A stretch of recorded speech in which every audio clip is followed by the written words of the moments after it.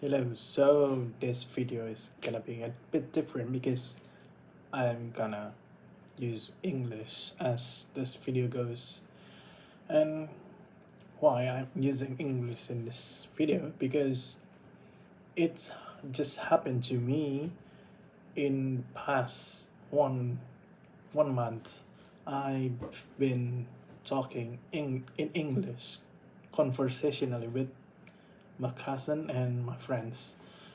Why? Because in the first, I think it is in early June, I think. Oh, it's in mid June.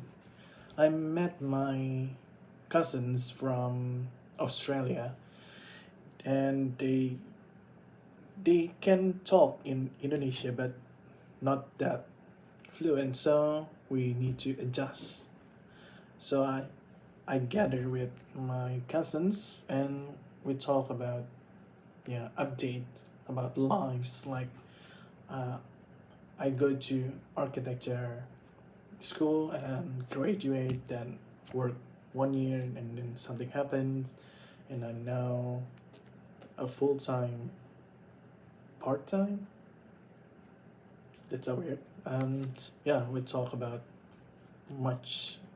Yeah, and the good thing is they praise my English. That makes me happy, really happy with that. And also I a bit concerned about my English because it is not really American, not really British, not really Australian, but maybe it is more of a Dutch, I think, because I'm seeing people with Dutch as Dutch.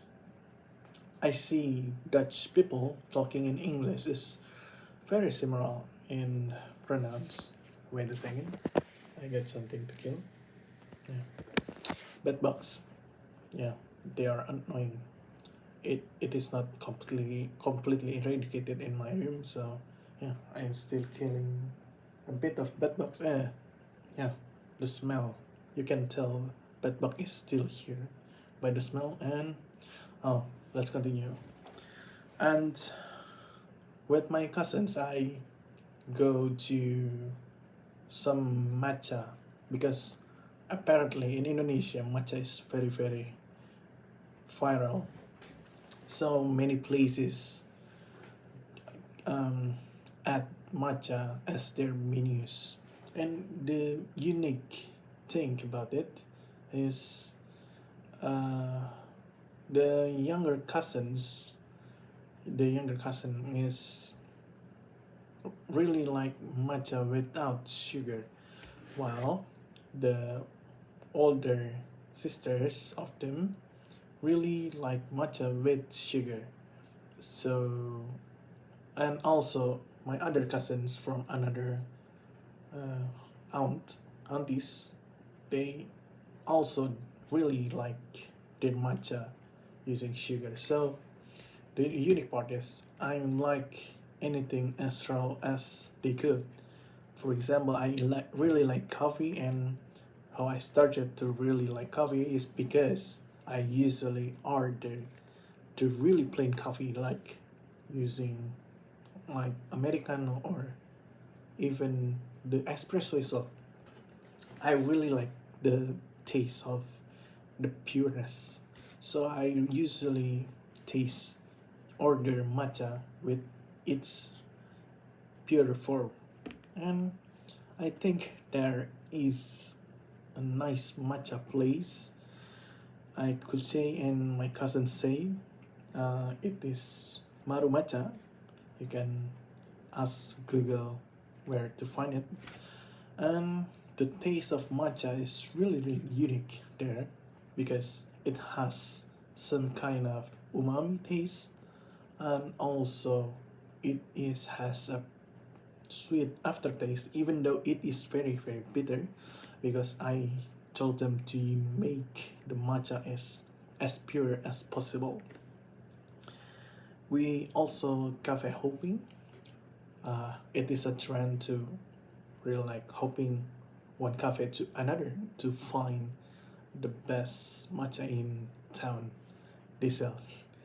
And it is before I go to Jogja to attend the Porseni as you see in my latest video. And then around 2 weeks later, I think I have a chance to meet one of the peace worker that wants to see how it's like to be in interfaith group in Indonesia. He's from Switzerland, and forgot his name. Samuel, yeah, his name is Samuel, and he's late to arrive to our group, so we are practicing English first before Samuel came, and we divided our group into four groups, and apparently two of my friends in the group cannot speak English at all. Yeah, even cannot listen English at all. So in the group, only me and one other person, and apparently his name is also Arya, which is weird. And we speak English because I usually not speaking about the peace, about the interfaith, about the gender or anything else with English. It is very very hard for me.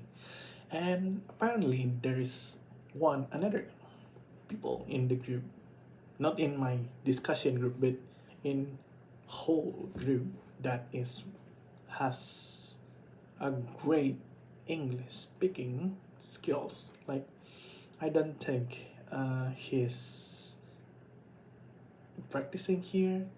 I think he is study abroad. I think, and his English is very very fluent, just like Americans. Yeah, I don't know, but yeah, I praise him about his English skill, even though I'm not sure it is him or don't mention it. Okay, after that, and Samuel came in because some of our friends cannot listen in English, so the entire group has one translator that has pretty mediocre English, I could say, but nonetheless, the discussion is very, very thoughtful, very, very warm. They also, Samuel also enjoy it, and yeah, that's about it. Oh, and the end of the day, I met my friends. Apparently, they are also in the same area, even in the same building, but with different tasks to do. I joined a group of interfaith community and speaking with English with Samuel from Switzerland, and then I met my friend because they are getting interviewed by a I think two of them doing grad graduate how how to say that graduation thesis. I think it is term. Yeah, the final project of their school. I could say that the bachelor degree final project that is a I think the um well study of religions. It's hard to me to speak in this topic because not because it is hard to speak this topic in Indonesia, but because I rarely spoke in this topic. So yeah, my friends, two of them, and they are actually dating, met this guy, two of them, which I don't know if they are actually dating or not, asking them to be interviewed about I don't know. Actually, I don't know what is that about. So yeah, after that I asked to my friend to eat a local noodles, yeah, noodle shop that is very very old. I think around 70s or 80s. Yeah, my mom said it it opens when my grandpa still there. Yeah, and also they visit the noodle shop before they are going to the vihara. Pretty old, right? And the taste is really good. That's the second day, and the final speaking English speaking conversation I had is around 2 weeks after that. That is when I met my distant cousin this time. Not not the same cousin as my as the months before.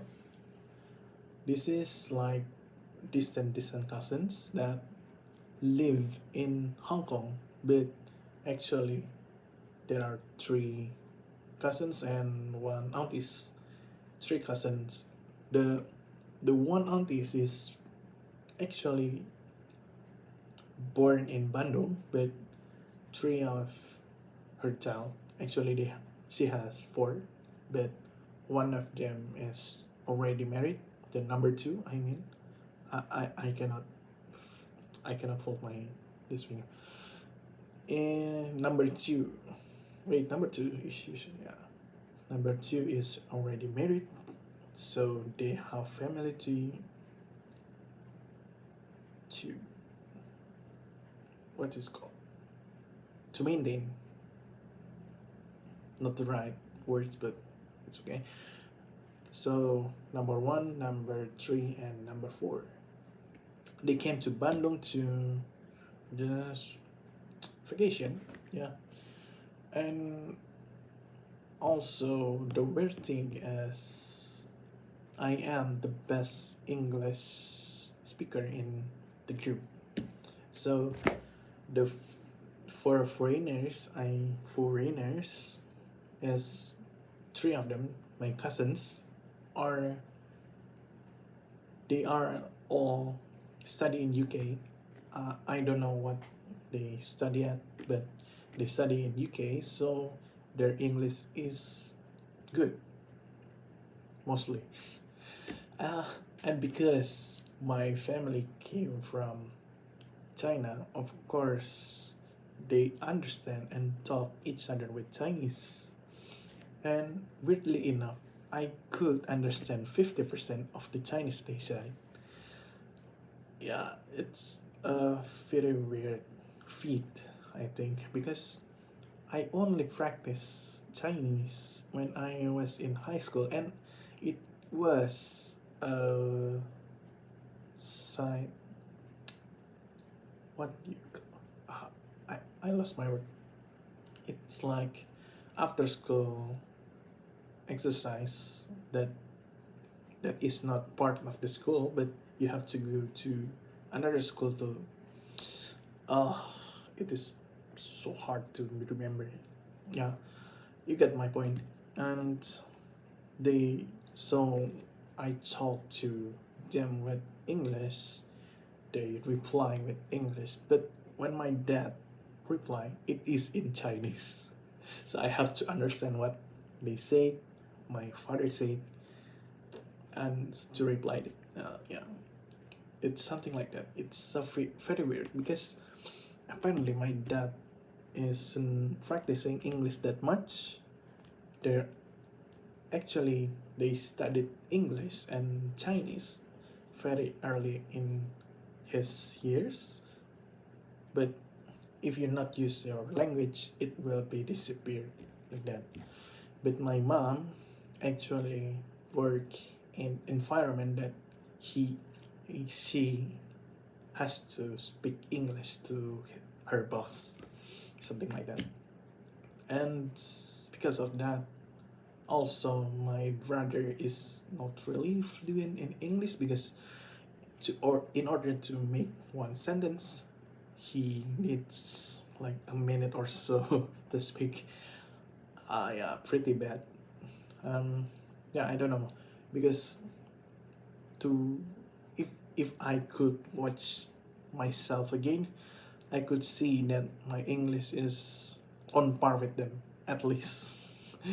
I know I'm over exaggerating this, but it's actually true.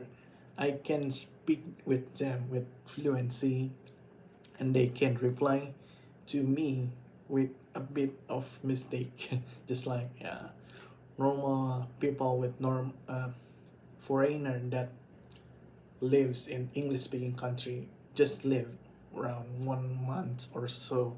So the English speaking is not really good, but we could understand each other, something like that. And the activities there is, in the night we are took a walk in Braga city walk in Braga street, and it is not actually in the weekend, so the street is not car free, so we have to walk in pedestrian walk. Pedestrian walk, don't say just pedestrian or just say walk, because there are mistakes with Indonesian people that just call them pedestrian. Pedestrian is the people, not the walk, so we call them pedestrian walk, don't forget that. And we walk about 2 hours, I think, to pass from the hotel. It was Crown Plaza. It is very near to the Braga, so we walk to Braga and then walk past it to uh, also, what is alun-alun in English? I think it's Central Plaza, City Plaza, something like that. Then we walk back to Braga and also ordered some beers. Actually, beer is very restricted in Indonesia, but apparently they also sell, at that time they sold a beer near our stopping station, not stopping station, but Sundanese food. They also sell Indomie, and it is favorite. So we ordered 3 Indomies and 4 beer bottles for, I think it is 6 people. It's actually 8, but my mom didn't drink and my brother don't like the taste of beer. So only my dad, me, and 3 of my distant cousin and the aunties, one auntie. So 6 of them, we drank like 4 bottles. I took like 200 milliliters glass, or it is 300. I don't. Yeah, I cannot remember correctly. So it is the standard glass, the plastic glass. I took like 3.5, I think. And to be fair, I don't know what is my upper limit of the drink. So yeah, I need to know actually someday. But at that time I drank 3.5 glass, and the 4 bottles is really empty when we start to walking in. And then yeah, that's for the night. And then the day after that, we took a walk to, not took a walk actually, we drove a car to Kawah Putih. It is a white crater at the foot of Mount Patuha, and the view is gorgeous. We can see a smoke coming out from one end of the lake, the crater lake. It is very amusing to see them take a picture with like a smoke coming out from their mouths, also from their butt. It is very amusing. And also the drive is like 2 hours from the city, from Bandung, and we had a lunch at one place that is very very like almost abandoned. Like there no maintenance there. Like the table is not clean enough, and also the menu is really really strict. They don't have they don't have this, they don't have that, something like that. We only ate nasi goreng, and it is not that good actually. And yeah, and then the ascent to the crater lake is like 300 31,000 rupiahs. It's like $2, around $2 or less US dollar for one people. And if you bring a car, it costs around $11 US dollar. And for foreigners, this is important. You have to pay 3 times of the people, the local price. It's like six US dollar. But we are 7 people there. Exclude my dad because he has something important to do. Like I won't talk what is his matter, but 7 people, we just drive to the ticket guide, the ticket girl at the time, and my brother said just 7 people with Indonesian, of course. Yeah, they actually, because my cousins and my auntie is a Chinese, and they look like a Chinese Indonesian. Of course, my auntie is Chinese Indonesian actually. And we drove to the peak with local fries. I told them not to talk because actually the youngest sibling of them is very talkative because um, the they say they are talking about her childhood friends, something like that. And at the top, we are enjoying the view. Yeah, it is very very good. It is one of the top destination in Indonesia, in Bandung actually, in Jawa Barat actually. It is Bandung Regency, and in Jawa Barat we have West Java. We have also Pangandaran, the top destination. Yeah. So to run up my months of English, there are very very different things to talk. The first one with my cousin from my dad also. There we are talking about our daily activities and to update our lives because we usually met them every 1 or 2 years. And yeah, we talk about updates about our lives, what's like in Bandung, what's like in Sydney, something like that. And then the second one, speak we I converse about peace, work. It is very hard for me because I never talk in English with this topic. I usually talk about games. But yeah, that's a topic for another video. And the third one, I talked about history of Bandung.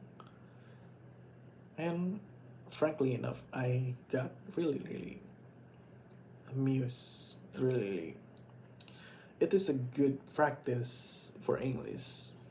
I talk about the legend in Kawah Putih that is a goat, a deity in Kawah Putih. That means if someone do a bad thing for environment in Kawah Putih, in the night they could dream the goat coming for them. It is actually not a goat, it is a sheep. uh Actually, I don't know, maybe a goat, maybe a sheep. At that time actually, they farm goat for very very much. Yeah. And also I talk about the Africa conference conference con, conference Asian con, confer, conference of Asia and African leaders in 50s.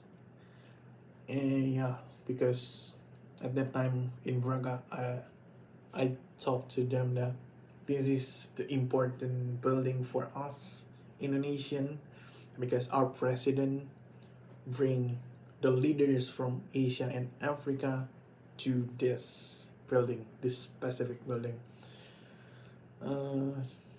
And yeah, that's about it for this video.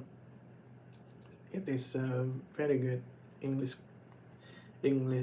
speaking lesson.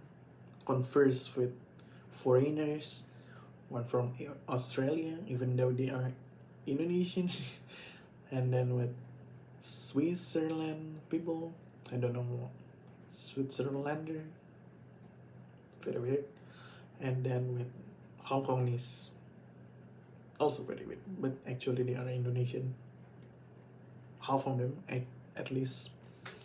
Yeah, very yeah, because I'm not real. I usually use English in my video guide in my first channel, and actually I got really busy, so I have not doing any guide video at least in a month.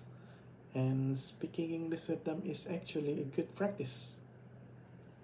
Thanks for watching and see you soon. Actually, that is my ending dialogue in my video. Bye.